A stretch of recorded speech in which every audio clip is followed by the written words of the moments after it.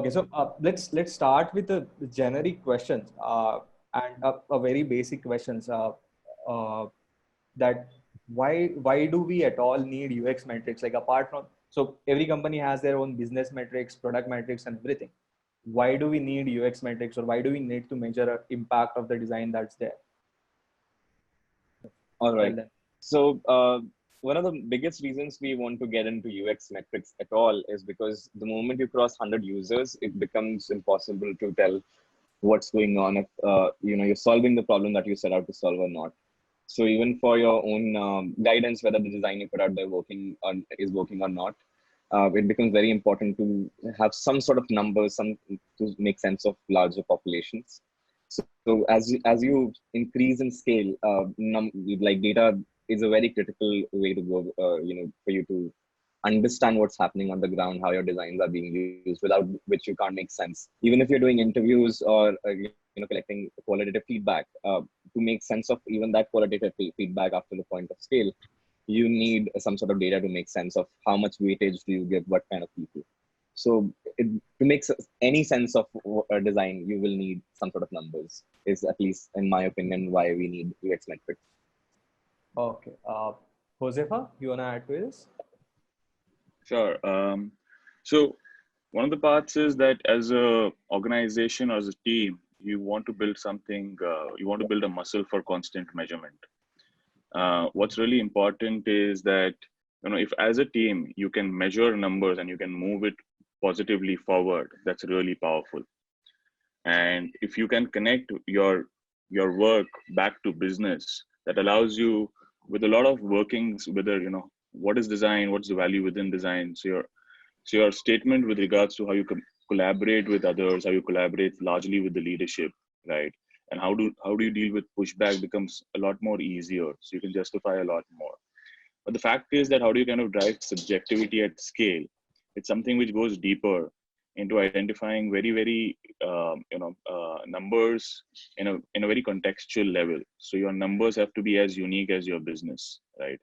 Because the idea is that if you kind of wrongly assess your incentive, then you'll get a wrong outcome. So how do you kind of create that metric system, identify what a good metric is contextually, and be able to measure it consistently and be able to move it positively? You'll be able to create both a design team and an organization which values design a lot. From 1 to 5 on ease of use, clarity of information, discoverability, visual appeal, and overall rating of the app. So these are a few stuff, as in this is something that it's not like we uniquely there in some place. We just picked up a few common metrics which we thought that would be best for a driver to use. And we gave them a few tasks and asked them to complete it within a particular amount of time. The number of seconds each and every person used was basically the number. A qualitative, you can't quantify it because we made sure that, okay, the cohort of users that we even selected in while we were testing it in India, while we were testing it in probably London and ANZ, those were diverse. But again, those will still be a qualitative number, a comparative kind of number, which will help you understand, okay, where do you lack and where can you move forward? So yeah, as in these are the few things. And other than that, you still have a few numbers for you to help out after you release your product, like NPS across your, then you could have like how your, for example, flow drop rates and how a comparative on a particular number, what's the drop rates, etc. So those are again very quantitative. You can actually quantify. So yeah, I think these one example probably which would make people understand. Okay, fine. What does a qualitative kind of as in usability testing look like? So I hope that I answered the question by those terms which we used while testing the yes. It was good actually. Rahul, you can maybe talk about like what happens at Swiggy, how their metrics or how their UX measurement looks like. So we of course have these every company like as the A/B testings and all that from the product side. We keep on measuring the iterations whichever we do. Apart from that, to carry out this qualitative feedback, right? We have a lot of our research team works on a lot of research surveys and customer interviews. Also, one way of gathering the subjective feedbacks, right, is your UX working good, or things which cannot be captured in an A/B, right? Those subjective things, those can be those feedback can be collected from our customer calls also. Like most companies have this customer section, customer executive team.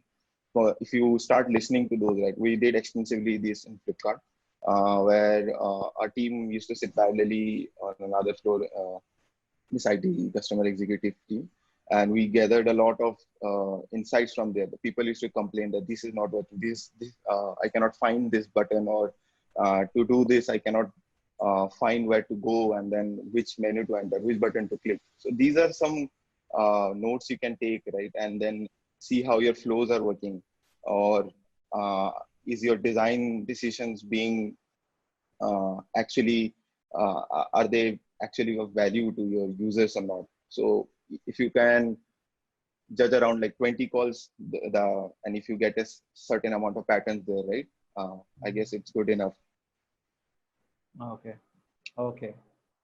So Siddarth and Hozefa, like I will start with Siddarth. Like, apart from the things that we discussed with Agniva and Rahul, what I wanted, like these are all the metrics that was like very much related to a feature level or usability level, or your product quality level kind of thing. How do you measure user experience at the level of your company? How do you measure user experience from the point of view of like what do people feel about your brand, and now like about the user experience that your brand provides? I guess Siddarth, you can start. You can. If you don't mind, I'll quickly share my screen. So I'm working on a rough framework for, I mean, even before, our discussion around this. So just to share my screen, I don't know if you can see it. Are you guys able to see it? Yep. So this is again work in progress. What it was is dividing, multiple kinds of metrics and stages of interaction, right? First you have awareness. So then this is typically tracked by journal marketing, brand marketing, and product marketing. So you'll have brand awareness, like for example, you could see brand Google search, how many people come from the brand keyword versus non-branded keywords. Then you will have feature adoption. This product marketing focuses on a lot. That is where you come to cohorts, which you already spoke about. Then which affordance signifiers are better, suited. Like, again, depends on like what you're trying to measure. These are just some rough examples. Then we come to engagement and business. We do have some, time taken, which is in time taken, we have turnaround time, which is usually used by support teams. Then time to completion. This is when we come to our conversion funnels, step funnels. Funnel is like when you're, let's say, adding something to cart and checking out. Each of those steps you take makes for a funnel. So what is the time to completion, right? Then multiple apps which depend on usage. Let's say something like WhatsApp will use something like this, or Instagram will use something like this. What is the frequency, decency, and in what do you call e-commerce, conversion and CTRs become very important. CTR is also important for ad platform like Instagram. Then for especially social network, you will also hear about L30 retention, which is 30-day retention when you sign up. What does that look like? So there are a lot of metrics, and in the end, we just spoke about NPS and CSAT. So while A/B testing and monitoring are just two methods, you will be looking at something like this. For example, does NPS improve between your A/B tests, or sometimes does this? Most likely, you're looking for CTR, right? One of the important things to understand, when talking about these metrics is that they can fall in two categories. First thing, design very rarely has its own metrics. UX very rarely has its own metrics that we come up with. We usually borrow it from either business or tech or marketing, right? So for us, but we look at a very different point of view. For example, in a funnel, while marketing is optimizing for conversion, for me as a designer, the conversion is the result of multiple things that happen. For the clarity the customer gets, for the surety and the trust, right? So for me, it's a very lag metric, right? It's going to happen. I'm going to learn very late in the process whether some design change I made on the landing page had an effect or not. So that's when I will start tracking something earlier, like a CTR, right, on the product page itself. Like how many people am I able to improve the number of people, increase the number of people adding this to cart, right? So that is where you have to define for this particular experiment that you're doing, what will you track, and for the general health monitoring of the design and the system, what will you track? So the same metric will play out, and number will give you a different answer depending on what you're asking it, right? So at Headout level, we obviously track, GBV, the gross booking value, and the conversions of the funnel as the overall health of the system.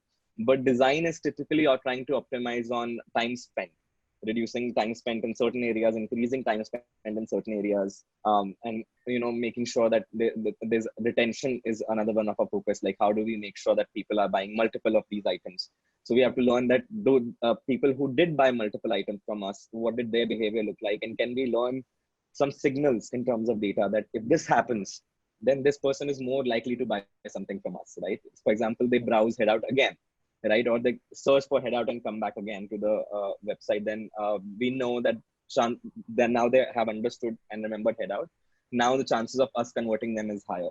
So what can we do design wise to make it even better, right? Can we offer them a login? Can we remember their last enter details?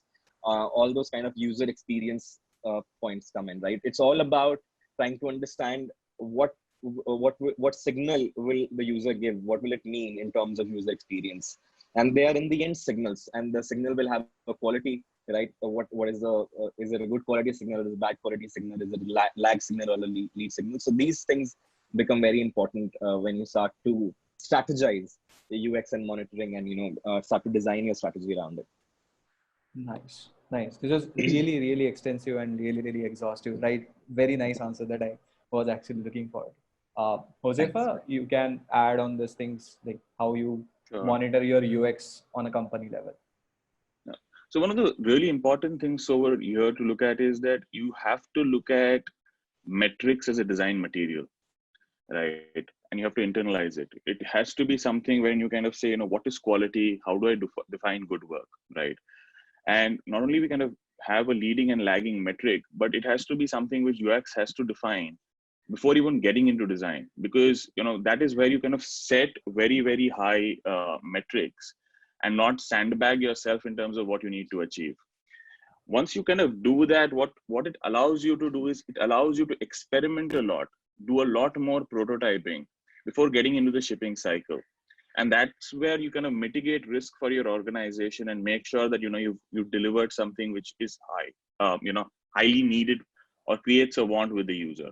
I'll also kind of share my screen to be able to kind of just give a sense of what that kind of means, right? So this has to be kind of, so we call it like KIMS, which is like key use case and interaction metrics, right? Oh. What's really important is how we kind of look at it is that, how we look at design is something which allows you to visualize and simulate markets, right? And mitigate risk for the organization. So there is insight, which we call dartboards, and prototypes, which you're calling arrows, right? So if you kind of set a dartboard which is very clear, the more prototypes you throw at it, the better your chances to hit the bullseye, right? So say, for example, you're kind of building an onboarding, right? And this is for LimeRoad, which we had created, right? Wherein the idea was that, it's a high latency purchase in fashion. It takes about a month or 2 months for someone to make it or decide to purchase, right? So we kind of said that, we have to make onboarding habitual and familiar. And we kind of said that 90% of that 90% of the onboard product has to be understood by 90% of the people right out of the box, right? So what does that mean, right? That means that the onboarding flow uninstall has to go from 50% to 10% in the first 30 days, right? Now, 10% is almost unheard of, right, in terms of drop rates. But the thing is that you kind of set yourself a very, very high metric to make sure that, you deliver, and you have to work that much more harder earlier to be able to deliver it. Your prototyping, your testing, your research has to kind of look at latent needs. It has to kind of realize what's not working. We kind of went from at least 5 active sessions per week from 1, right? That's again a very high metric, almost getting into the social media feed space than an e-commerce feed space, right? 1 wish list or add to cart within the first week of creating an investment, and ensure sign up interaction from 30% to 70%. So this kind of, so you kind of set up metrics which are so high that it's almost unachievable to kind of do it. But you kind of look at it contextually, right? When you start off, you have to create an arbit number, right? Because you have to start off somewhere. You'll never have a number, right? And then you, over the course, change that number. But this allows you, what the real thing is that it's able to identify great work from good work, right? It allows you to not settle very easily for, once you get some amount of validation from the user, right? So that's where, we kind of separate that you'll possibly be doing 7 prototypes and you realize that, there's some amount of traction which you get, but you kind of are not meeting that metric. So you kind of extend it to like 20, 30 prototypes, right? And that push at the early stage actually creates speed for the organization, because it saves so many more quarters in being able to deliver a product far more richer, far more earlier, right? It sets a sense of that metrics is part of the design system. You've internalized it. It's part of your design material. So it's not something external. It's not something which is business. It's not something which is product. It's specifically for UX. And people identify the leading and lagging metric very clearly early on. And it's part of their appraisal cycle. It's part of the incentive cycle. But most importantly, it's insight based. So it's not a black box approach, right? You kind of identify the key use case and then kind of measure interaction metrics. Because what ends up happening largely in product is you kind of have a very high level 30,000 feet view around what the user is doing with regards to CTRs, with regards to drop-offs, right? But here what you're kind of measuring is that what is it that is required for this project to be able to be made successful, right? So that's about it. Yeah, great. Like both those, like understanding how things were set up at different feature level or different like company level was really great. So the other thing that I wanted to ask about when you are trying to set up UX metrics is you have a design process, right? You usually you start from research, like there is requirement, you go into research, then you make some prototypes and then you kind of test them out and launch the final product or do the handover to developers. So at what, like when it comes to a particular feature, at what stage of this design process we should kind of go and set up the UX metrics and why? I guess Hozefa, you can start from there itself. Yeah. At no, what for me, stage for me, it's very clear that it is at the very start that you're going to set up the metrics, right? If you want to kind of build a muscle for constant measurement, you have to start with measurement, right? And that's something which kind of gets, so for example, if the user search team kind of identifies that there is an insight, right? There's a tremendous amount of craftsmanship which is required getting from insight to a product market fit, right? And it's very clear to identify what does that product market fit look like, right? And you start off from there. So once you kind of set off a very high metric, it completely changes your mindset towards it, right? Because now you need to do that. You have to do so much rigor and hard work to be able to achieve that, right? And what happens is that you need to be to be able to plan it at an organizational level, right? You want to kind of do that. There is a business metric, right? At an organizational level, there's a departmental metric, and then there is a pod metric, and then there is an individual metric. And what's really important is to identify that the individual is belonging to the larger goal of the organization, right? So what we do is, like, some of the things which we plan is that very early on, say for example, right now, if the April, May, June kind of quarter kind of starts, by April end, you start off with individuals defining their KIMs. We call it KIMs, key use case and interaction metrics, right? Once the individual decides, because the individual is nearest to the insight, so they are the best to kind of identify what's right for that insight, right? And from there, you kind of negotiate at the pod level, right? So there are about 3-4 teams at a pod level, and then it goes to department, then it goes to the organization. So it goes bottom up. Then the organization has its new priorities which kind of come in, and the organization says that while this is also there, we want to kind of bring these new businesses as well, right? And then it kind of gets, so there is a lot of planning which happens even before the project is started, just in terms of prioritization. Once that kind of gets identified that these are the KIMs for the organization, for the pods, and for the individual, you kind of make it public. What it does is that it creates 2 things. It allows for focus, that this person will be working on these three use cases, right? And there is no other thing which he would kind of work on. And these are the interaction metrics he's chasing, right?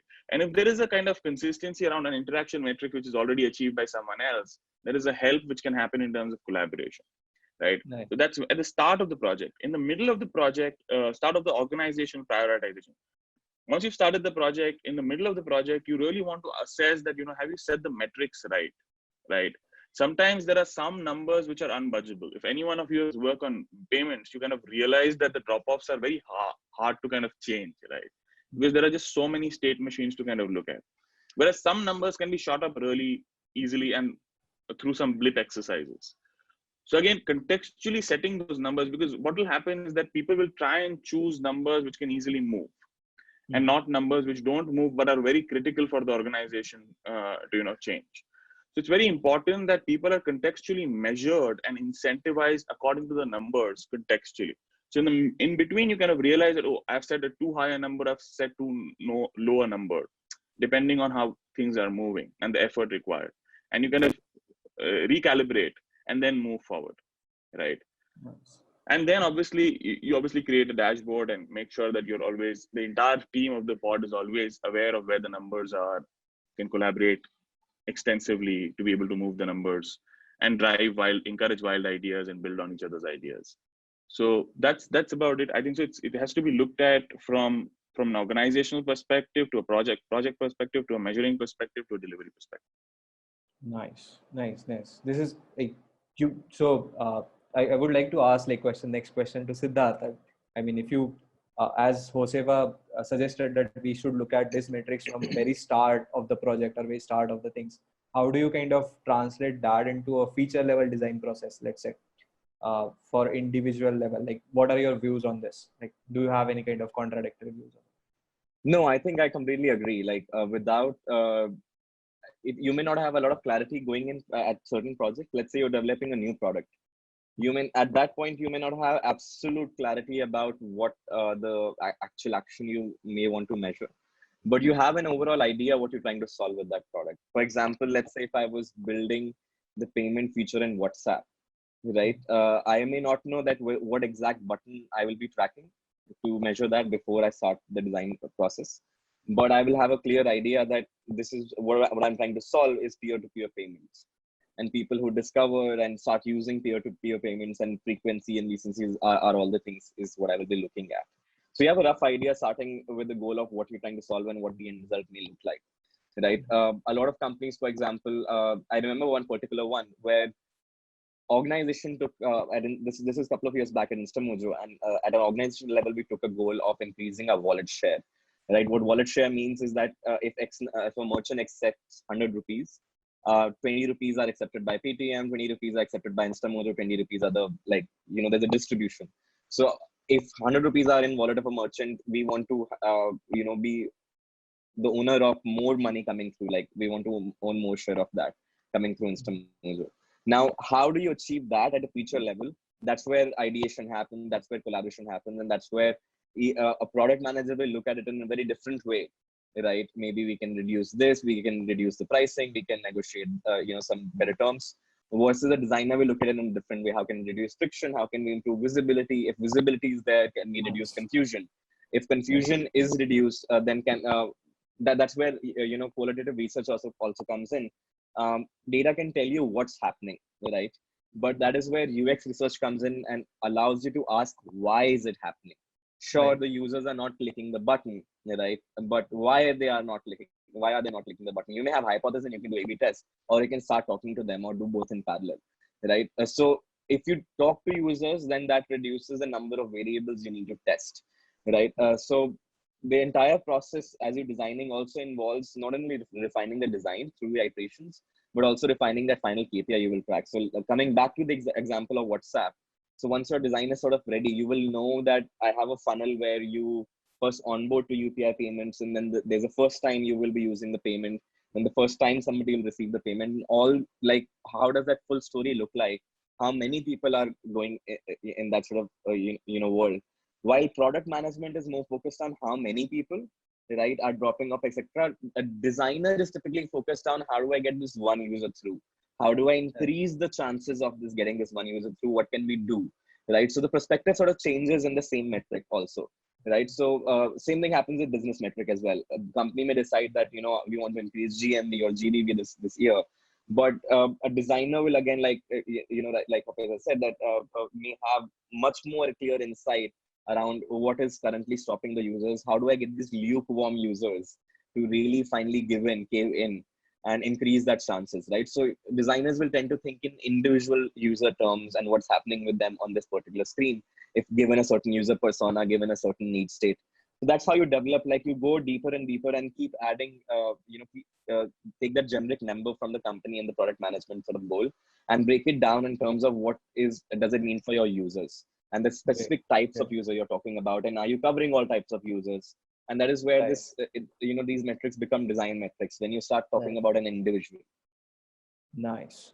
This is a great thing that you said at the end of this. Like it becomes like a design metric when it comes to an individual user. Yeah. So we'll move to Agniva and Rahul, and I have a very specific question to ask, and I guess you answered a bit in your starting questions as well. But so you work at Ola and Swiggy, both of you respectively, and so how do you kind of measure the UX metrics?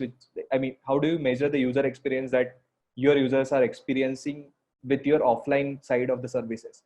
And what are the things that you kind of do to change those numbers or to improve those numbers? Like how much is your involvement in those things? I guess any of you can start. Agniva, maybe? Yeah, sure. So whenever we deal with products which are more service related, so if you just look deeply into the term of user experience, right? It's not just the final app that the person is using. It's basically the final service that the user is getting. So last year, what we did is that we started dealing with user experience as a more broader charter. It was not just the final app that we delivered. That's basically just a part of what the user is experiencing. But moreover, it's the final service, like how does his in-app or in-car experience look like, or how does his support feel like? So that's basically something, a few more broader facets of the entire flow that we started taking in. So we started terming that as operational UX. So that's something that most of the companies in India would probably not do it consciously. And what we do is that we find out each and every touch point across the entire user flow, starting from, let's say, on onboarding or even before onboarding, how does he actually know about the product? So these all metrics help us in cities where we are trying to launch on a new scale.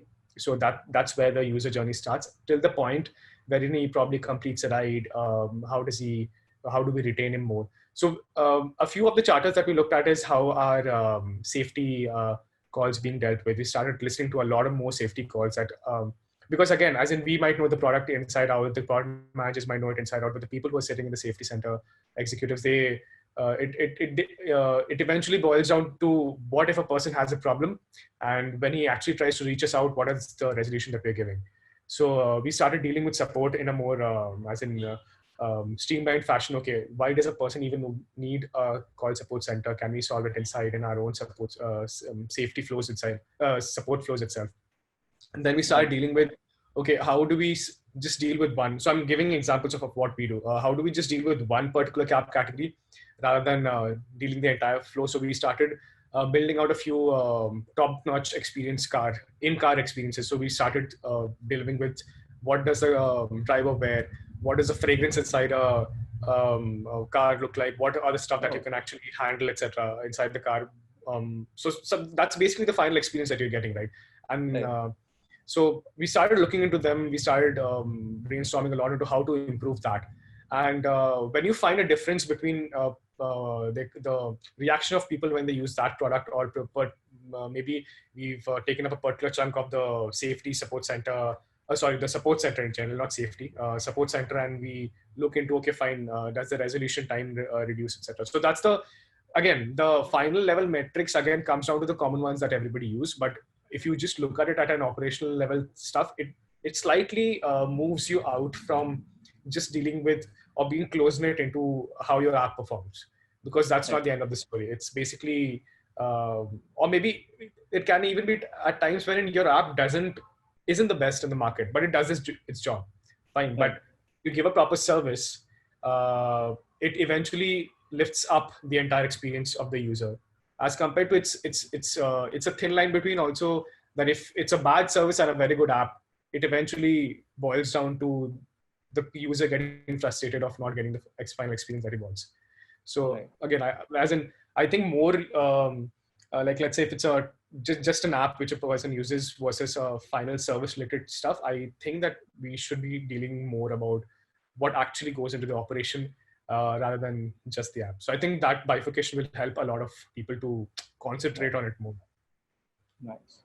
Rahul, you want to add from your experiences at Flipkart or Swiggy or Headout, where people are dealing with your final services of chunk, and like how much a designer or design team has an impact on it, and how do you kind of measure those things, or how do you make sure that design is getting involved?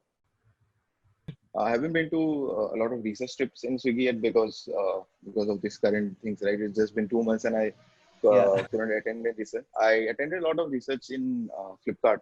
So there are two kinds of things, right? One is the research you do before you start a project, right? So that market research and the comparative analysis gives a lot of insight how people are using. We make the users, we interview the users, we make them use the app, we give them a certain task, and we see how they actually go through a certain order flow, right?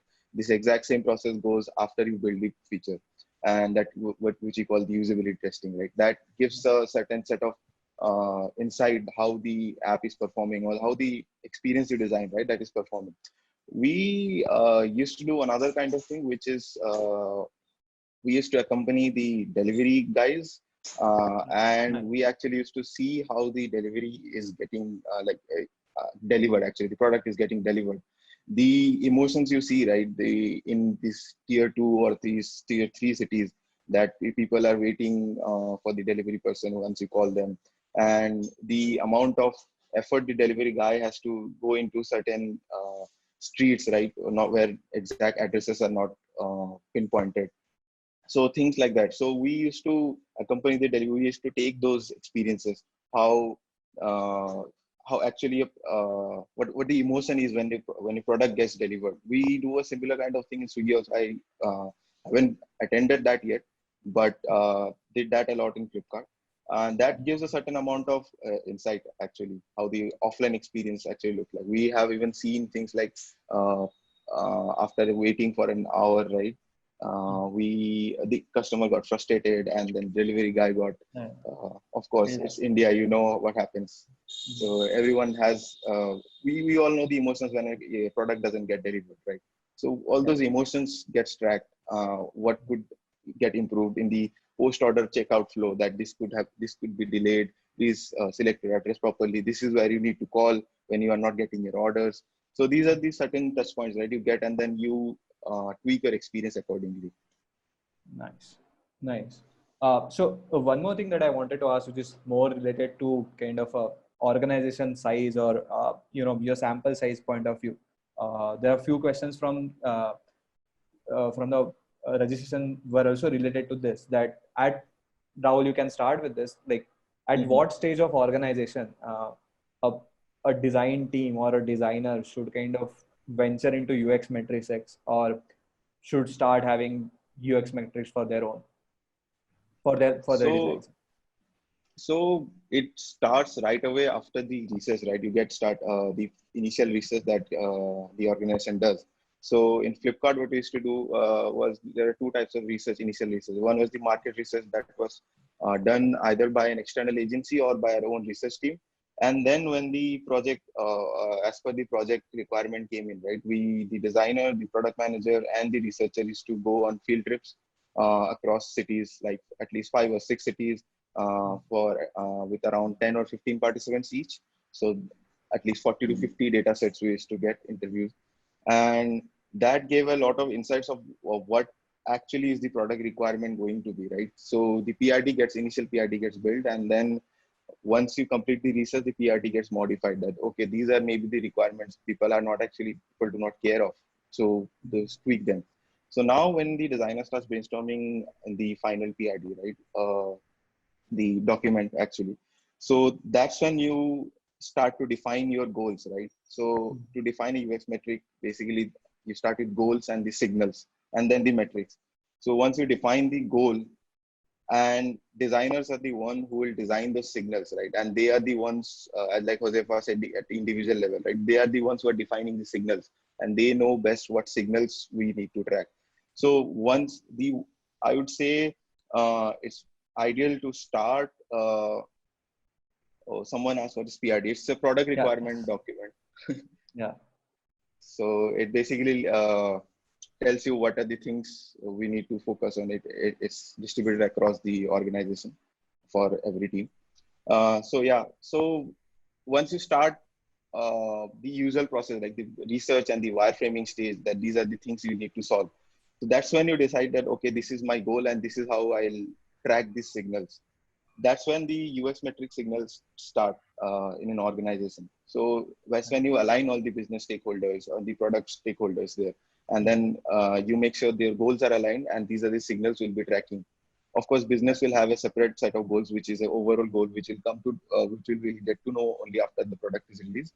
But these small things which designers work on, right, they can be only measured only when you start defining your certain goals. So I came across a example which is very easy to understand, like Google Calendar. I was reading few articles. Google Calendar, maybe the designer has a goal that okay, we need to accomplish how many people actually are using calendar events, right? How many people are actually able to define a task. So once you start designing the calendar view, right, you start signal that these are the things that will affect my entire interaction. So what all, so what's success for our users, right? So that is one question you need to ask. So for user, the success might be to be able to create a task successfully, the time taken. So when you consider time taken, right, you will start defining your interaction in such a way so that the user takes as much as less time as possible, right? So depending on your product, right, you start defining all these signals early on. And of course, once the product goes live, you will tend to track another set of metrics again, like which you might have missed, which should be, which you might have missed as per your business goals or your product goals. And you start seeing that, okay, users aren't behaving in this way, which I had assumed earlier on. So yeah, to answer in summary, yeah, the process, the US metric defining process starts early on when you define the goals, basically. Okay. So next question I want to, this is from the audience question which we collected during the time of registration. I wanted to ask this to Hozefa and Siddarth, as they are kind of leading design teams at bigger organizations.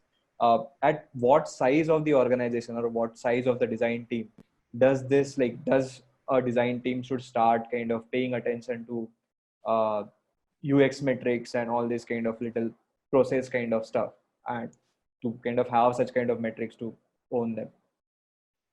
Hozefa, you want to start or should I go ahead? You can start. Okay, so I think day zero, as soon as possible, would be my answer. But initially, it's just about awareness. Let's say you are a sole designer, a single designer in a company.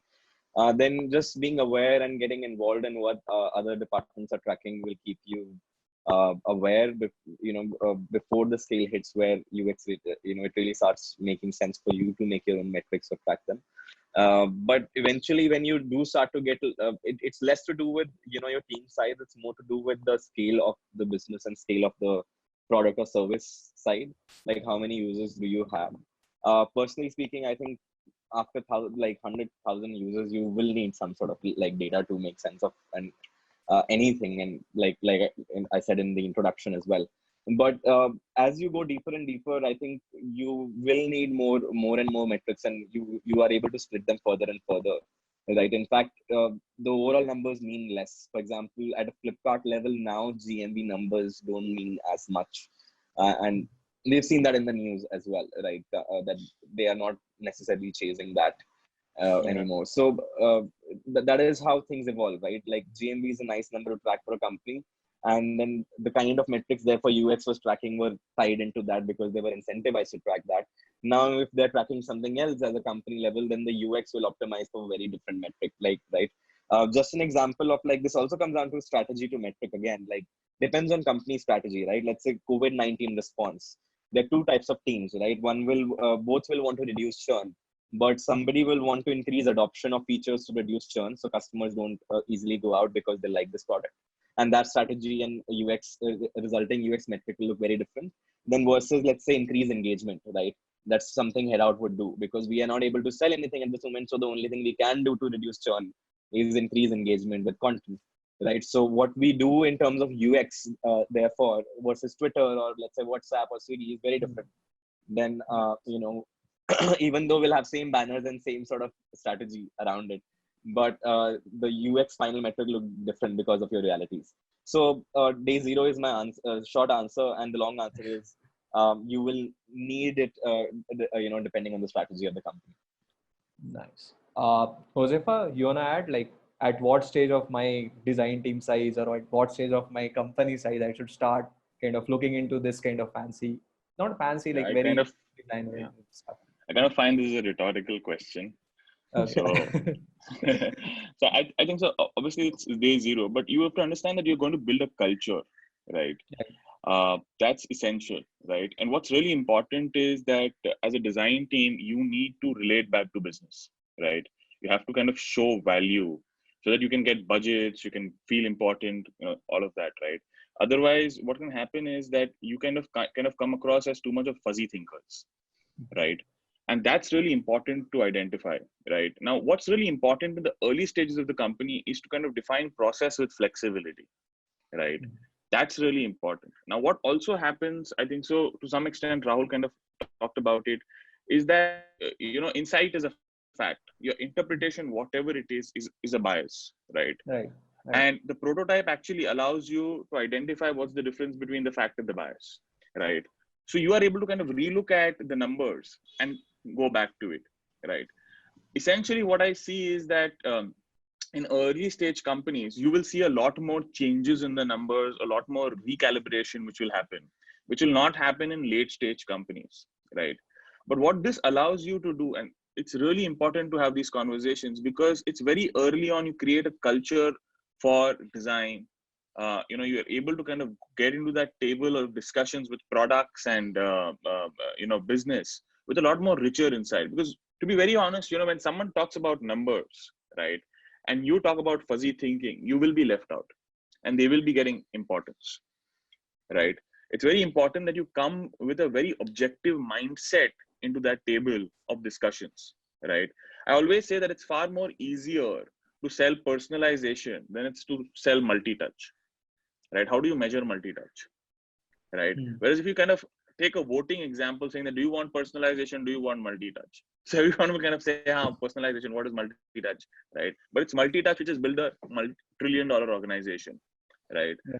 So what's really important is identifying what that insight is, very clearly putting that numbers, right?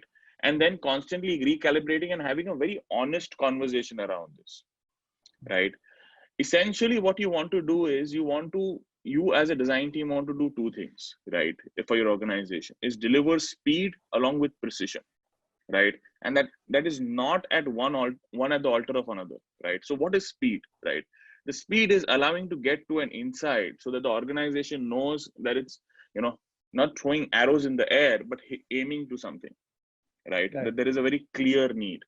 What is precision? The ability to be able to take that insight and convert it into a want, right? That's the precision, right? Now, to be able to define that very clearly in the very early stages of your organization sets a culture that, now we kind of take an insight, we identify what the precision is, and we get to work. All your conversations with your business, with your product are far more richer. And most importantly, your product is not the bottleneck which owns the numbers by itself, because it's the individual functions which need to deliver for the product to achieve that numbers, right? Because if product is that bottleneck which owns that number, then they will talk to the CEO or the founder saying that I own the number, then I should run the show. And then you're just possibly just a response team rather than a leading team, right? So it's very important to identify from that perspective. There's a lot more groundwork which needs to be done with regards to organizational structuring, with regards to processes, because essentially what you're trying to do is you're trying to make sure that everything works in rhythm, right? To be able to, for the process to really work out itself, right? Otherwise, if you create too much complexity or layers and everyone has their own metrics and it's not aligned together from the organization to the individual, then everybody is running at different places pillar and post, and there is not one goal which everyone is aiming at. So that's very important to kind of identify. Nice, Also, nice. I'd like to add one, like since Sidharth mentioned Flipkart's like the goal change, right? Right. So why is the UX metric very important to start early on, right? I'll just give you this example. So Flipkart recently moved from an e-commerce to a tech company. Not many of us know, but it's Okay. aiming at more than e-commerce basically. Now you see videos and games and all this start coming in, right? So the now metric, the overall company's metric changed from conversions to daily active users or monthly active users. So Right. now as designers, right, your goals change basically. So now anything you see, right, you need to think it from an engagement perspective. Flipkart has a daily active user base of around like 10 million. It's huge basically. So now you have to increase that number. The conversion weren't that heavy, right? Not 10 million people came and then brought things. So there is a uh, certain level of structural thinking change you need to make now, so that every action or every design decision of yours contribute to daily active users increase, not conversions increase. So these are the things that when you start thinking early on, that will help basically. Or else what would happen was that you release your entire product and then you get to know, okay, this wasn't the metric, this wasn't the goal, Right. and then all the signals you prepared were all useless basically. Yeah. Yeah. Nice, nice. So there are like couple of questions from my side and previous registration side that are remaining, and those are kind of a little bit open questions. And I would like any of you can just kind of raise hand and just tell me like whoever want to answer this. Just very small question, like if I am a freelancer and I'm working as a freelancer, how do I involve UX metrics into my my working style, and how do I kind of maybe I can charge using UX metrics to my customers? I think how should we? Okay, Siddarth. Definitely, and charge a ton for it. Okay, one of the key things you can give, when you're giving designs, often you will at 2 points. A, tell them how to measure success, right? That what success in this particular design would look like, and what this particular item they should be measuring, and why. Second thing that you can charge even extra for is you will often have points of disagreement with the clients, and you can give them A/B test candidate and test charge for each candidate that you build, and tell them how to A/B test. And you like when they say make the logo bigger, you can actually give them both A/B test candidates and charge double the amount, and test that, and also give an incentive to them. Second thing that really big companies, services companies can do, and as an individual designer, if you can do, it will really make you powerful and make your sales pitch really crystal clear. If you also deliver the failure points of a design, that you should measure these and these metrics, this is where the design fails, and if this number of people is increasing versus people who are having success, then you need to change your approach, and then the design is failing. So a freelancer or a designer who understand and can communicate this is how the design failure looks like in data will be like in demand in the market for sure, at least in my opinion.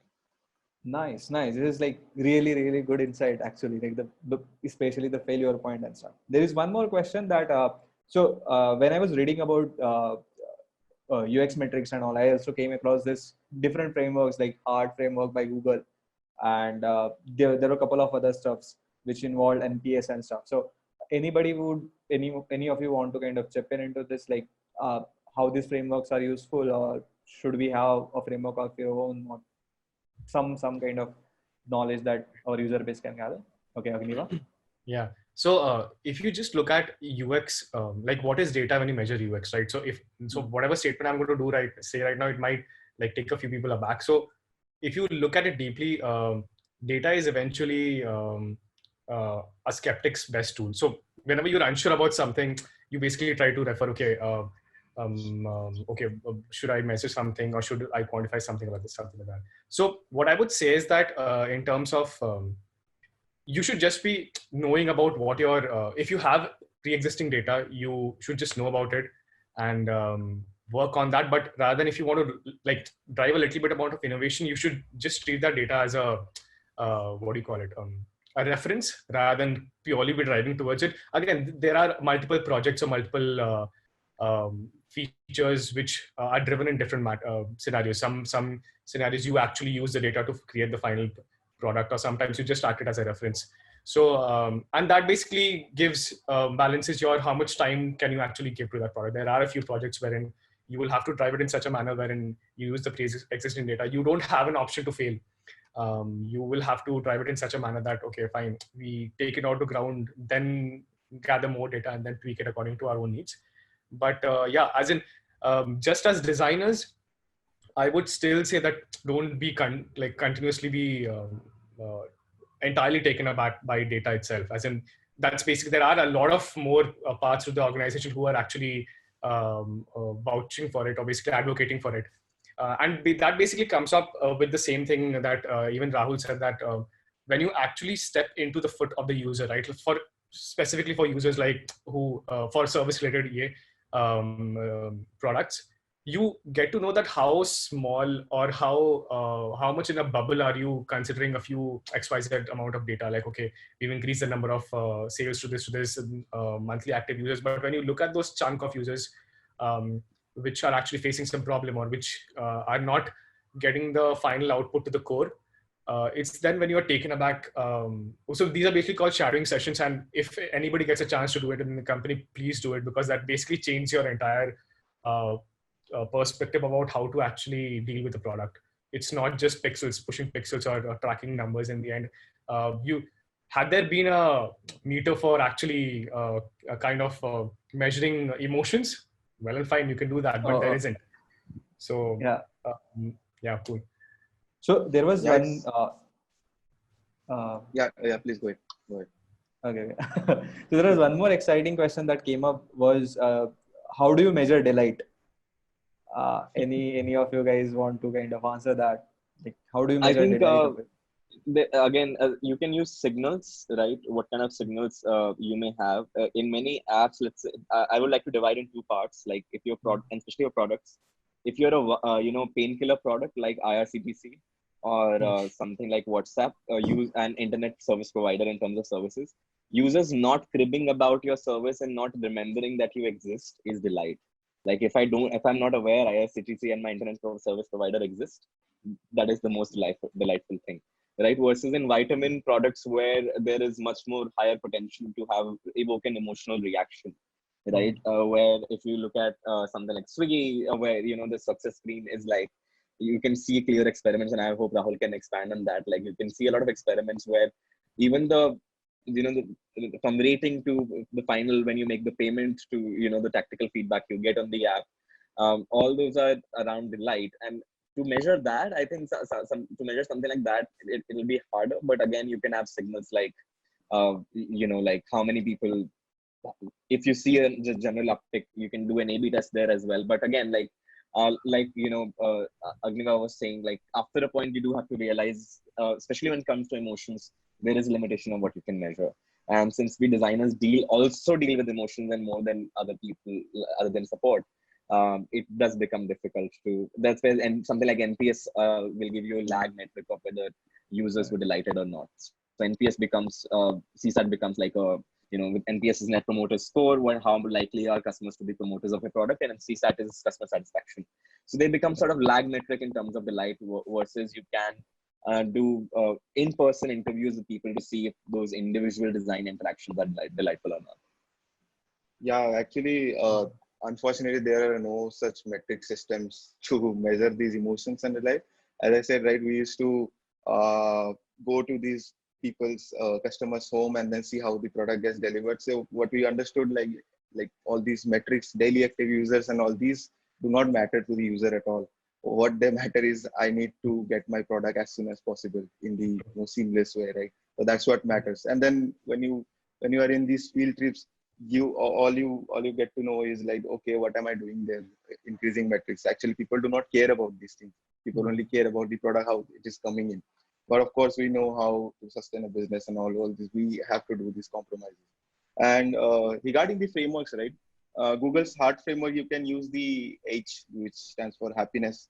So that is happiness and the net promoter score, the NPS survey, and the customer interviews. These are only the three ways you can measure delight as of now, by asking people or taking a social media tweets or Facebook posts and all. unfortunately, there are no other methods you can measure delight with. But I'd like to say that, okay, fine. Even if you can't measure delight, you might be able to compare delight. Okay. As in, maybe it's not quantifiable. As in general, like with everything, not everything that you can measure matters, and um, everything that matters cannot be measured. Like a lot of Right. things that matters cannot be measured. So in the same lines, you can actually compare delight, considering like for my case, which I explained a lot earlier, that if you have something or a particular reference to which you want to compare a delight factor with probably a versus a B or U versus a competitor, that can be done. That you can still, but again, all of that will again be qualitative and that will not be quantitative. You cannot base Okay. like a youth business decision based on that. But you can again drive a particular decision or a particular direction forward with those numbers. Sure. Sure. So there were a few questions in the chat, and Sankalp has kind of compiled them, and he kind of want to ask questions for you guys. So I guess Sankalp, you can take over and ask those questions, Yeah. maybe.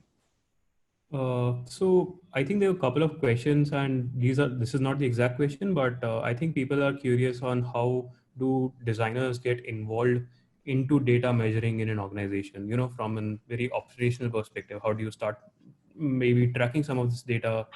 Because normally it's just the product teams who's looking at data.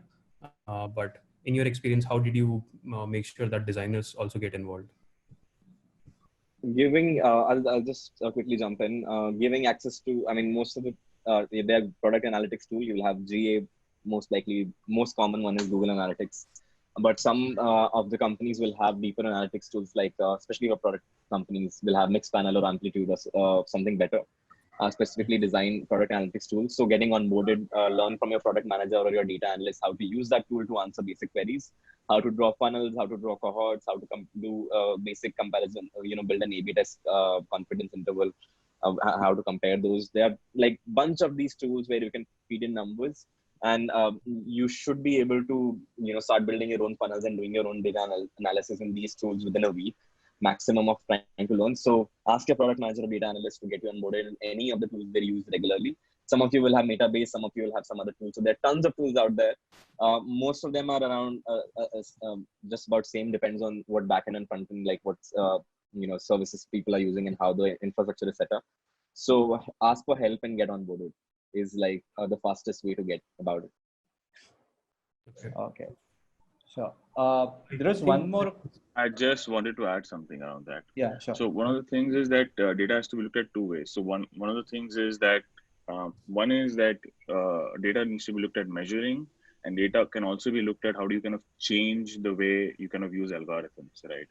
So the first thing is that I've always got my team and data teams together as breakout teams really fast, right? I always make sure my teams understand data, so the dashboards really well, are able to interpret that really well, right? And are able to look back at it and change data. The idea is that data can really help you receive design. Let me give you a few examples, right? So when we started off with the first inciting for Tiny Owl, we realized that the difference between restaurant finding and food ordering, one of the first food ordering companies, was paucity of time, right? And a lot of feed was based on personalization, right? Over a period of time, we kind of realized that personalization does not lead to discovery, right? That there is a mind block of getting the same food again and again, and then there is a drop off. So how do you kind of drive curation? And that curation kind of led from human-based feeds to the fact that how do you kind of look at a long tail like an A to B and B to C, and try and drive discovery from there of that something which is similar is liking to the user. Similarly, say for example, with regards to LimeRoad, we changed the entire data structure. So if you kind of see most of the data structure in fashion is around formals, ethnics, casuals, athleisure, etc., etc. Whereas a person can be wearing, a t-shirt with a trouser with the sneakers, right? You today see kind of ethnic wear, lehengas along with sneakers, right? So humans kind of look at it very differently. So we had to kind of change the entire data structure from tagging based to human clusters based, right? And that's when we realized that when you take a black t-shirt, which is like a polo t-shirt versus a round neck t-shirt, those are two completely different personas, right? A person who's wearing a round neck t-shirt will almost always never wear a polo neck t-shirt, and a polo t-shirt wearer kind of doesn't go into a round neck space. So that is how you can even look at data. You have to kind of identify data, right? And really kind of boil it down to the core of the insight to be able to change it. So if you work very closely with the data teams and teams understand insights very well, I think so it builds on each other well enough. Cool. Nice. Yeah. So basically, you guys mentioned that NPS is one good way of tracking what users feel. But the way you measure NPS is either you go to the users directly and ask them, or you have an in-app like a pop-up where you ask users what was their experience. One pro and con that I find was ki, if you're going and asking users, the sample set is quite small, right? But you give qualitative insights and you can have conversations on how can we make our products better. This would be quite honest insights as well. But when you go, but if you want to have like, if you want to ask a broader set of audience, then you go and ask users on the app, right? So which method do you prefer? And like, is there any way you could like have a mix and match of both of these?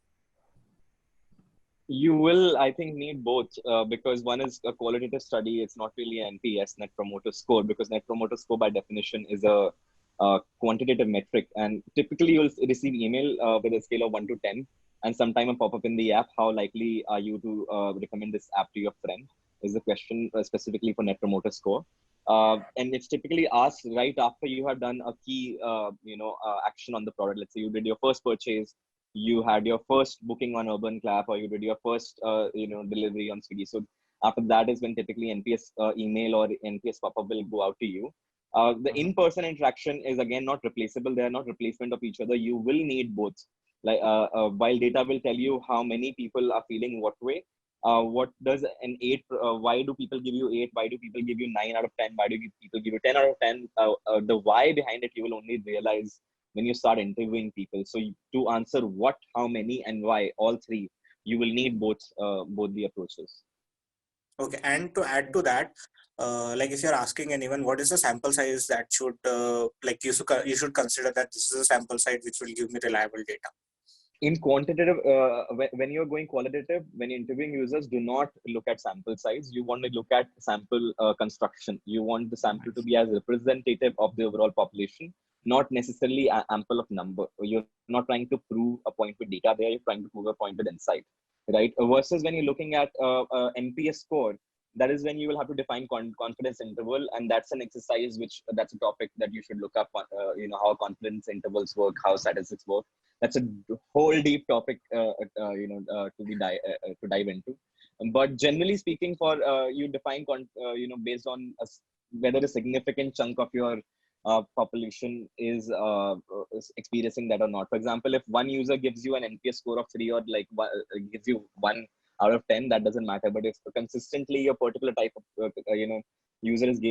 types of user are giving you 1 out of 10, then it starts to matter. So significance can also depend on the how many and how consistently. Like there are multiple ways of looking at it. You'll have to speak with the data team to come up with how you should model statistical significance. There's no one model fits all. But generally for A/B tests, there are A/B test there are calculators like significance calculators. You can put in the numbers and it will tell you whether it's statistically significant or not. But yeah, do watch a quick YouTube video on statistical significance to understand how the sample set works. Sure, thanks. As you kind of suggested about different kind of things to look at while studying metrics and everything. So after this event, probably we would like to collect few references from you guys, panelists, like where you studied metrics and where you studied all this regarding how measuring of UX and everything. So we can probably send those things to our audience, and then they can probably learn from them. Again, anyone else who want to kind of ask questions to the panelists can raise their hand. We will quickly unmute them. while people are raising hand, just to quickly add, another topic you should look up is, and I see a related question, the last question in the chat, right? How do you know 3 out of 5? So you should look at the law of large numbers. Again, when you're looking at data, it's not the individual person's behavior you're looking at. When you're looking at quantitative data, you're looking at the trends. You're looking at an overall population trend. You're looking at signals which, because if 1 out of 10 people were not able to buy, it could be a fluke. Their internet went off, they didn't like it. But if every 1 out of 10 person and after 10,000 people fail to buy, then it's most likely something designed, to behave like that. So law of large numbers, Google it. Anybody wants to ask questions?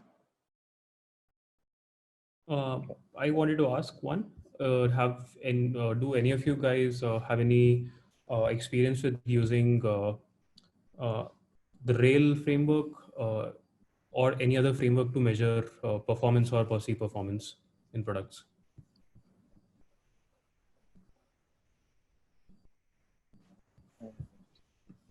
I think there are many frameworks. Rail don't have experience with, but we have the AAR framework, which is acquisition, activation, retention. So AAR framework, the bunch of them, like they keep changing, they keep evolving.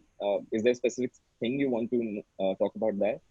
So mostly like how do you measure the performance or the perceived performance of your product? Like how quick, how responsive is it, etc. So let's take an example of Headout, right? There are 2 parts of the product, and let's talk about the main product that we, design team gets to work on mostly, which is the sales product, right? The booking flow product. So the performance of the booking flow as a product depends on how many people are able to book, how quickly, and how decisively. There are a bunch of those how we define those attributes. So in the end, marketing is, and everyone in the business is looking at conversion of the booking funnel. But at the same time, we as designers are looking at time taken for various kind of flows, time spent on various drop-offs on various kind of steps where we know friction exists. So our view is of the performance of the design is a little more detailed than how business and product is tracking the health of the booking flow in general. I hope that makes sense. Yeah, to some extent. I just wanted to add, I think so. Not to use lot of frameworks really helps, right? What's really important is that everyone should agree on some specifics around how do we measure things, right? And more importantly, how do we remove things, right? So what really happens is that everyone wants to make a mark, enter something on the resume, right? At the end of the year that, I've done this with regards to this company, I've changed the number. And that is actually not really beneficial for the organization. So what's really important is that making sure very clearly that the organization to the individual identify one framework, right? There is a lot of hard work which is required on that, right? I generally take about 3-4 months just to convince my leadership, other teams, to kind of get into a particular framework, right? On a removal of a framework, something which I've been looking at is the Drew Houston way of looking at it, saying that, if you remove something, if there is not a 40% of people who kind of revolt, then there is no need to kind of have that, right? I think so NPS is something which is great. I think so is agreeable across the organization. It's a little skewed towards the higher end of the model, right? But I think so that's exactly what you need to achieve if you want to create a want-based product, right? So I think so, yeah, just have like 3-4, like one clear framework, right, which helps your process really well and everyone agrees to that framework, right? Which basically also kind of look at human behavior along with numbers, right? I always say that, what the heck is economics without human behavior? So a lot of times people will kind of start with metrics. What you need to do as a good investor versus trader is a good investor kind of looks at human behavior, looks at the value of an organization with regards to moats, kind of identifies a valuation and then comes back to what the valuation is and then what the share price is, right? And that's exactly how you need to kind of look at data and work on data, right? It can be very easily looked at from a perspective of, what a competition is or what, someone else is doing versus what you do, or, how do we just kind of incrementally increase it? So that incremental is definitely happens, but, when you start off, it's really important that you set an arbit data, which is a little higher on the side of how do you kind of drive interpretation of that data really well, and use one Also, framework, not many. one thing I would like to add here, is for a product when it's big, right? So since I worked in a big product like Flipkart, so a lot of these frameworks, one single framework never works, because you see there are different type of cohorts, right? The target users, and different target users behave differently. So in Flipkart, I would give an example. When I was working in fashion, right? Women tended to review Flipkart differently. Men reviewed it differently. The difference you get there, right? It's very the difference there is very big. As in, women will perceive it in a different way. Men will perceive it in a different way when it comes to fashion. Similarly, when you this comes into e-commerce flow. When you are considering the videos flow or the games flow, then you get a separate set of users. There you might need another set of framework or whatever the metric set. And you cannot have a single system. Like there are power users, there are new users, and you need to define on a cohort basis. Even the NPS doesn't work on a global company level sometimes. Sometimes it works on a feature or product level only. So in general, any framework, I would suggest everyone to treat it as a guidebook rather than a rule book kind of thing. It's not a rule kind of something. As in, you might just come up with 4 or 5 things that you want to track, and that can just be the XKCD framework someday, as in which actually solves something. So it doesn't matter what terms you're using. Eventually, it ends up at a particular goal. It'll differ from company to company. It'll differ from feature to feature. Make sure that you're aware. That's where our brains come in, and not another AI kind of stuff. So just make sure that you're aware and you're tracking the right things, and you're going towards the right direction. Then any framework, whichever you want to form for your company, will work. Okay. Great. So we have Sankalp. We have. You want to say something, Sankalp? No. So we have a couple more people who have raised their hands. So I'm going to unmute Sanket now. Yes. Wait. We'll unmute Sanket first, then we'll go to Arun. I guess Sanket, you are unmuted. You can ask your question. Yep. Hey guys. So I wanted to ask about the numbers that you set up for individual matrices, and what are the different factors that actually influence these numbers. And the second question, the follow-up question on this is, how does it really differ for the small versus big organization? I guess any of you can start. Rahul, Hozefa. Can you elaborate your question? I didn't understand when you meant numbers. So for example, let's say we are setting up a metrics that says, hey, we want to achieve 40% adoption, let's say within a 6 months of time. So do you see there are 2 numbers in here, which is one of them is 40%, second one is the 6 months. So how does a company, it could be product strategy, or it could be strategy team of the company, they come up with these numbers, right? So how these numbers are really influenced, and how do they really come up with these numbers? And what are the different influencing factors? It could be different teams, it could be certain individual factors that contribute to this decision. So how does that really work? So mostly, so this is what you mentioned, right? 40% increase in 6 months. This is a goal. So so most of these numbers, right, depends on how your product is performing. So for example, you had a certain, when you launch your product, right, you have a certain number that, okay, this is performing at 30% and all. So now based on the trend and the user behavior, right, you decide a certain small goal, right? I would want to increase it 10% more. And depending on how frequent your users are coming in, right, that's how you define the timeline also. Like 6 months may be useful for a long-term product. Maybe when it comes to delivery related things, right? Maybe like a food delivery where you need it daily, on a daily basis. So a smaller time frame would work. Versus on a Flipkart level where people do not deliver order things daily, on a monthly level maybe, or a weekly level, then 6 months might make more sense there. So Sidharth can actually tell if you have more insight on how product managers define these things. So typically, I think you started hit on the right note. It depends on your existing performance and the strategy of the company, overall goal. Let's say if in some quarter, if you're looking at retention, then that is how it will be defined. To be very honest, in most companies, early stage companies and startups, this number is really just like people's minds and nothing more, because you don't have a lot of data to prove. So you go like, okay, let's take the most ambitious thing we can think of. But later on, people build large Excel sheets to convince themselves that there is some basis to it. But honestly speaking, most goals are just your own capacity you think you can achieve. That's why most goals are trying, like Hozefa was saying earlier, that you want to set a goal which is sort of unachievable. You want to set a North Star which keeps driving you in the right direction. So 40% in 6 months of anything, let's say increasing conversion. Important is from what to what. If you're increasing from 0 to 40 in 6 months, that's an ambitious goal, versus 39 to 40. That's in 6 months, that is not such an ambitious goal. Also depends on the number of people you're talking about, right? Increasing from 0 to 40 in 100 people is much easier than 39 to 40 in a million people. So it really depends. Those specifics of those numbers are related to the specifics of your company, your product, your user base, and where you are at. But the specificity of that number is really not as much debated, or is not as scientific as people like to believe. It's more directional, but what number you pick is based on where you're at. Yeah, I hope that helps.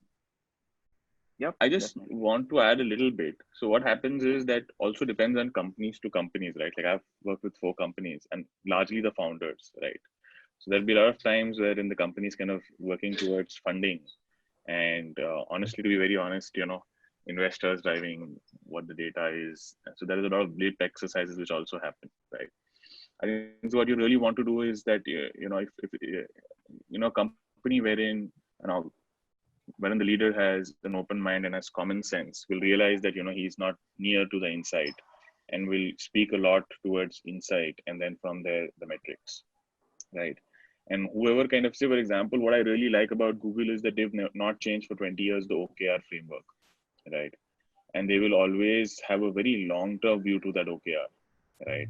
Like if you kind of go to Sundar Pichai's way of working in terms of specifically Chrome, you kind of first set up a somewhere around 3 million target for the first year, then a 10 million, then 100 million.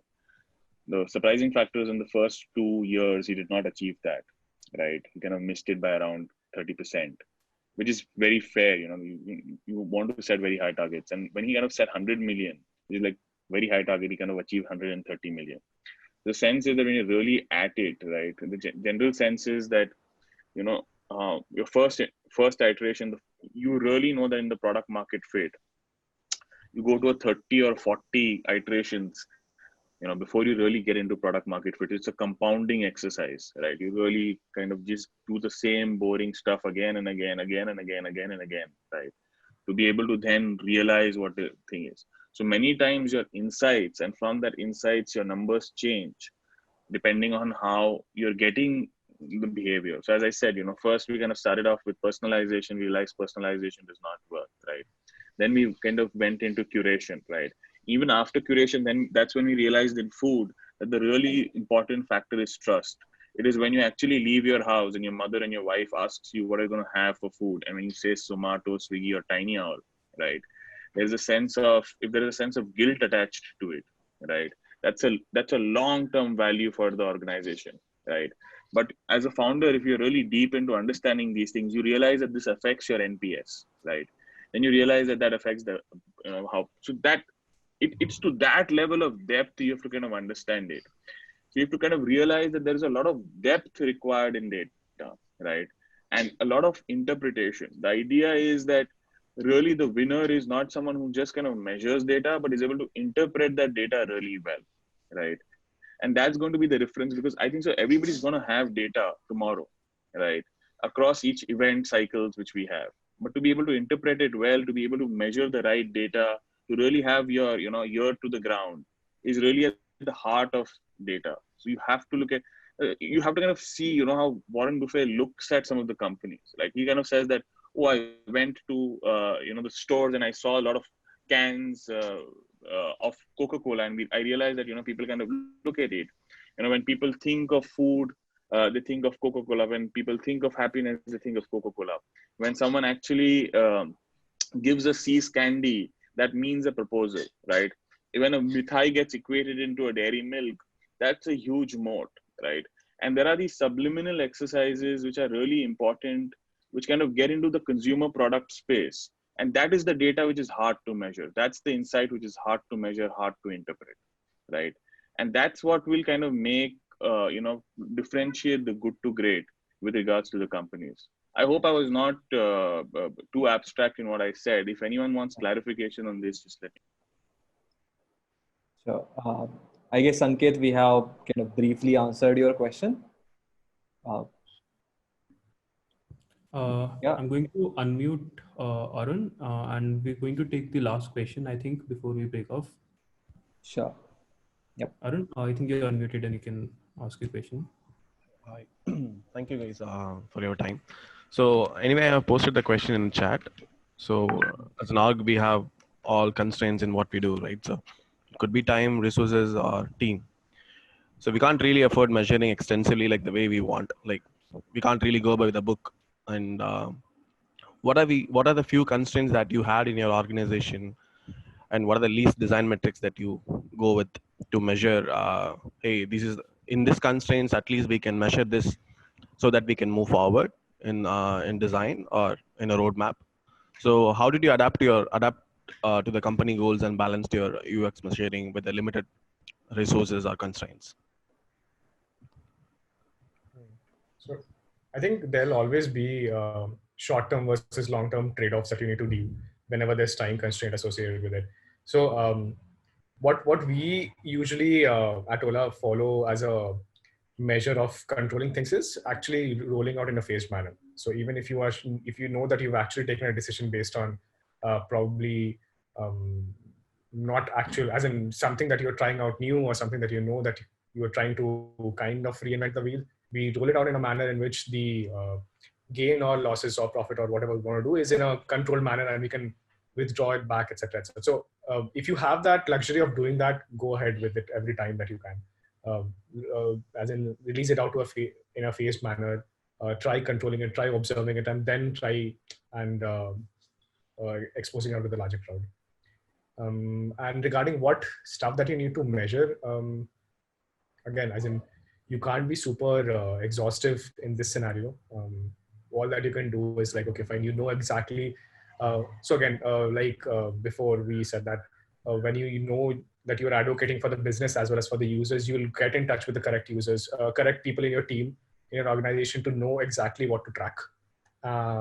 And that's basically the only numbers that you can track. For example, the CTR rates, or as a particular feature, you exactly need to track. Like for example, cancellations might be a particular thing. So that's the only tool that you can probably rely on when you are launching at a blazing fast speed, and you know that, okay, fine, I don't have enough time to probably quantify my decisions based on some numbers, but then you can track those numbers later on. So what you can do is like segregate your metrics, right, into three parts, maybe like the main metrics which you want to track, which you align with your business goals and your product goals. You create a set of supporting metrics which will affect your main metric. So you define those properly. You can also set up a counter metric which will affect so basically counter metric means what would happen if you over optimize your main metric, right? So once you segregate these and they call them out separately, and then based on the phase-based rollout also, as Agniva said, right? So these all things will help everyone get in the same page. So even if there is a time, mostly it's a time constant where people cannot measure everything, right? And that's the main constant that every one of us face. But if you call out things, right, these are the main metrics we are tracking. These are the supporting metrics that will affect your main metrics. And these are the things that will happen if you over optimize for this main metric. So if you can segregate all these three, I think you can have a good balance between what to measure and what not to measure. So let Arun here. So is there any past experience? How did you really manage in your org with a certain constraints? So definitely like I'm from a product design company. So you guys are actually, some of you are in e-commerce, right? So every product company and e-commerce company has a different way of measuring with the constraints, right? So is there any example, Flipkart or Headout or any other, also Swiggy as well? Is there any example you can give us so that we can get a clarity on, okay, I'm not very clear on what you mean by constraints on measurement, because let's say if you throw if you're measuring quantitative data, if you throw in most of these product libraries, they measure everything on Earth from like whatever the data they can get their hands on. The only limitations really comes as to your inability to map or find signals for something like you already spoke. Like measuring emotions is hard, measuring actual solution is hard, and as you make your first you go into first level metrics, then you go into percentages, then you get into ratios. The further you go away from the real people, the more lies numbers can tell you, right? So I think that's more of that's bigger challenge than not being able to measure, because usually if people have measurement is not a problem. Usually people are not able to invest time in UX research. That's the problem I've heard. But measure not being able to measure, maybe like GA is free for like 2 million users, so you can practice and it measures practically everything. If you are an organization which can't pay for product company, and I've been part of organizations where we could not afford back then paying for something like Mixpanel or Amplitude, we did it with GA, and the only limitation there, constraint there, was GA starts sampling after 2000 or 2500 some sessions. After a month they start sampling, so you don't actually get you can't do very clean cut A/B test.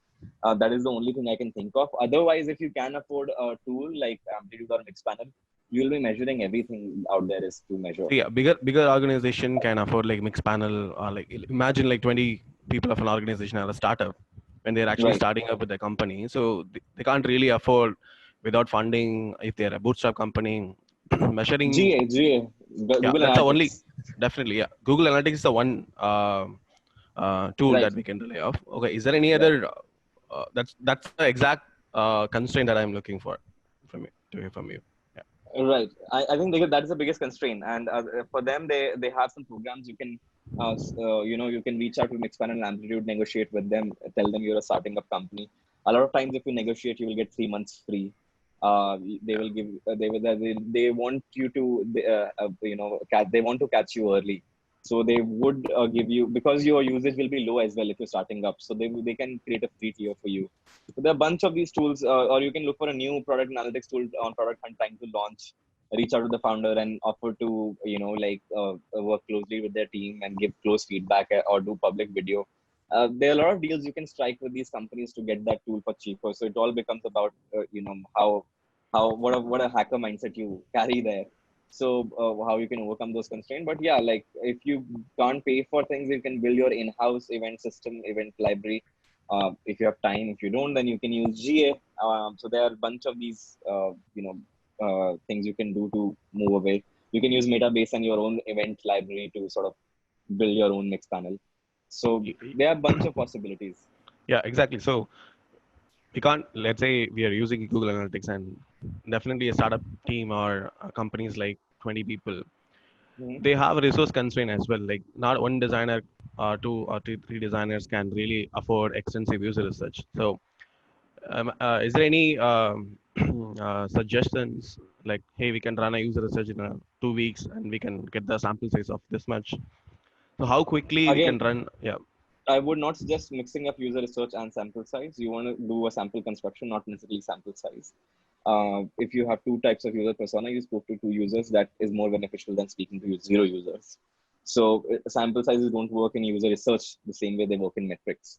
But if you have, I mean, that's what being resourceful is about, right? If you get people on Twitter, get people to volunteer on Twitter. If you can't visit them, they ask for free tools from usertesting.com, create like 30 email IDs and expire the trial on all of them. Like, I'm not sure like tactical advice here really is relevant or long lasting, right? You just have to be resourceful wherever you see constraint and find an alternate way to do it. If you can't meet the user, like read their blog post, read their Instagram post. They are ranting about you somewhere, about the product and the problem you're trying to solve. So there are endless ways to measure and to look at things that you really want to look at. So it's not important what particular individual tool, because today it's GA, tomorrow it will be something else. Who knows, Mixpanel will offer a free tier. So tactical advice is not that important, but the strategy of being resourceful always will matter. I hope other people can add to it. Yeah, I think so. One of the things which Sidharth mentioned, Agniva, you want to go?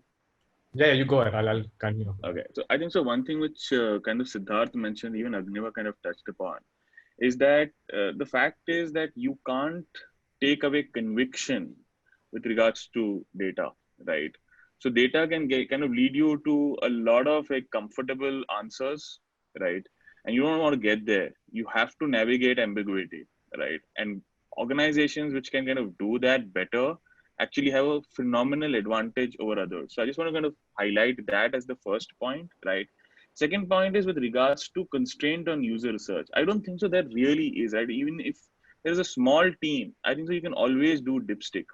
It's very important for an organization to put their ear to the ground, right?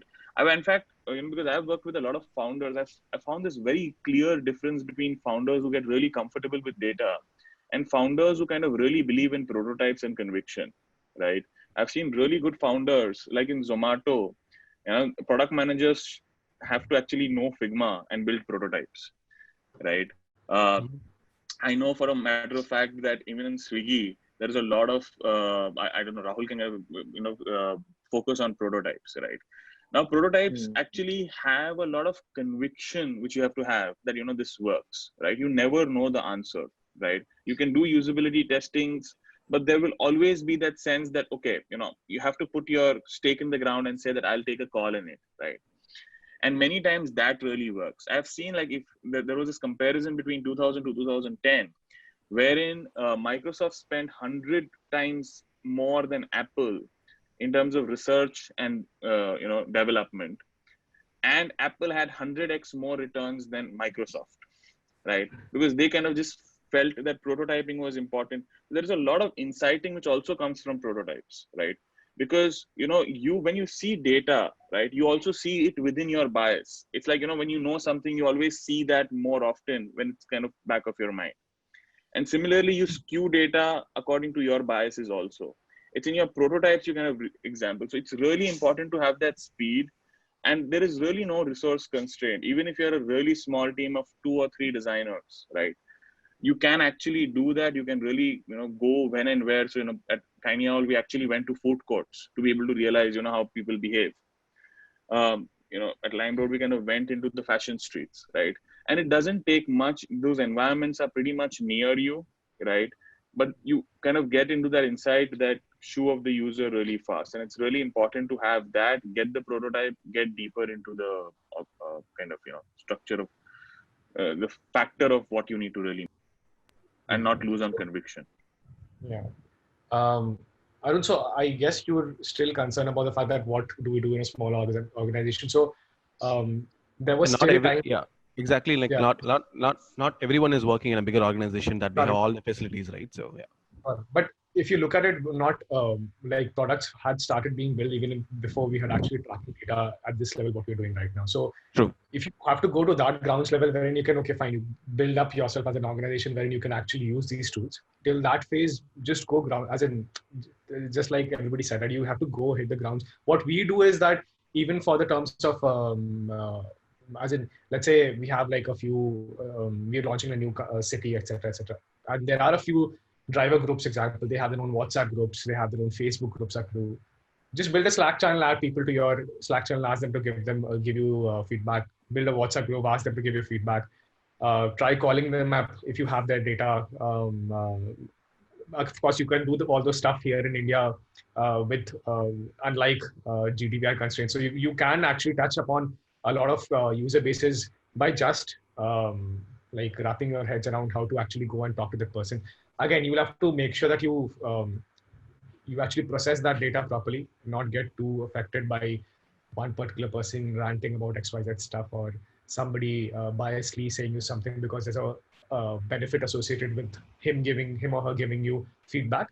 But again, in an initial stage, that's the only, if you're not able to track data via some tool, as in word of mouth, as in you just go and talk to them, you build groups, you try and see if you can go to the actual grounds wherein that product is being utilized, or you bring them on board to your office, etc. Ask them proper descriptive questions, etc. So I think that's the way wherein you start building up, and then gradually you go up to a stage wherein it's not possible to do that at that scale. Like let's say if you have a 1 million user base, you would only be able to call, let's say, 7 people a week, 10 people a week. Yeah. Yeah. So yeah. Cool. I'll give a small example on this. Like when in Flipkart, right, every project gets a research budget. So before the research budget happens, so in one of the projects like beauty and personal care experience revamp, I was working on that, and the research budget wasn't allocated, and we couldn't hire participants and go for like field trips there. So what we did was the product manager, myself, and the researcher, right, we went on to Bangalore, near JP Nagar area and all. We started observing how people, how women are buying these beauty and personal care products offline. We asked them, some of them, to stop by and then answer a few questions. And we did this for a week, and we got a lot of initial insights how the offline experience works. It's just a small example. Like it depends. Like even if the budget isn't allocated, right, you can just start the research by your own. Yeah, great. I think this satisfies or answers Arun's questions. So I guess that's it from our side. That's it from today's meetup. I hope the questions were relevant. I hope the the learning that we got from the entire meetup was relevant for all the audience.